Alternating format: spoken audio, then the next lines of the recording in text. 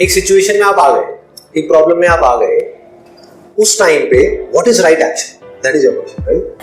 आपके पास में बहुत सारी चॉइसेस हैं, टू एक्ट और not to act, to act in one particular way और in some other way, so how to act, right?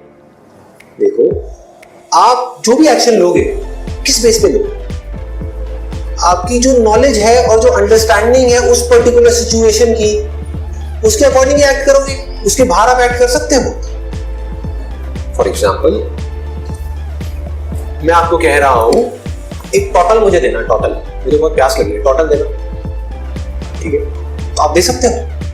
नहीं दे सकते। क्यों नहीं दे सकते? क्योंकि उससे रिलेटेड कोई मेमोरी पड़ी ही नहीं है। What is total? बॉटल तो पता है, व्हाट इज टोटल?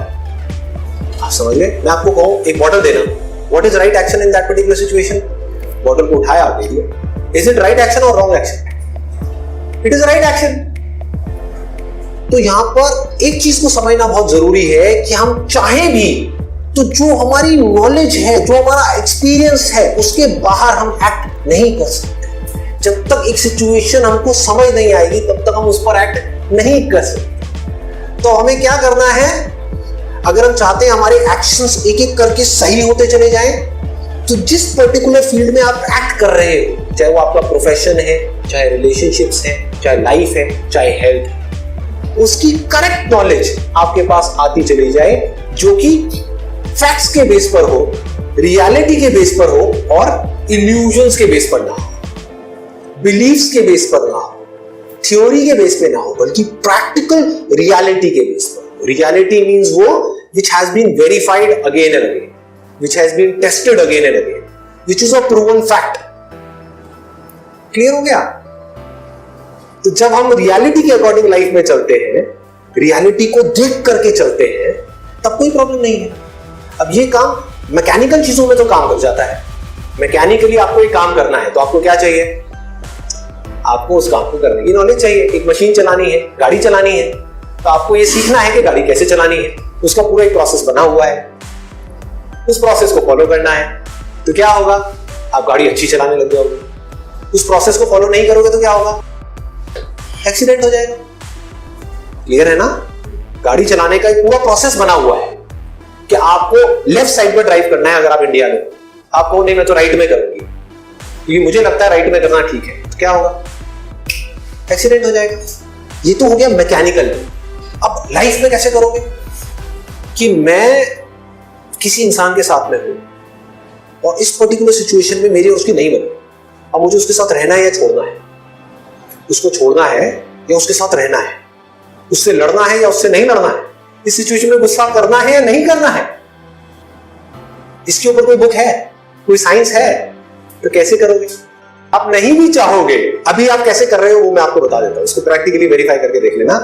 आप नहीं भी चाहोगे तो आप एक्ट करोगे अपनी जो नॉलेज है, अपनी जो अंडरस्टैंडिंग है उस पर्टिकुलर सिचुएशन की, उसके अकॉर्डिंग, जो हैबिट है उसके अकॉर्डिंग। नहीं भी चाहोगे तो now what you have to do? आपको उस सिचुएशन को बेटर तरीके से समझना है, रियलिटी को एज इट इज देखना है। That will give you right understanding of that particular situation and your action is going to be right action. But even after that, ये सब करने के बाद भी जो आउटकम आने वाला है वो आपके हाथ में नहीं है। इसको जान लेना स्पिरिचुअलिटी, कि आपने सब कुछ किया, एक पर्टिकुलर सिचुएशन को बड़े अच्छे से समझ लिया और एक एक्शन ले लिया जो आपको सही लग रहा है, ठीक है? लेकिन कोई रूल नहीं है कि वो सही ही है।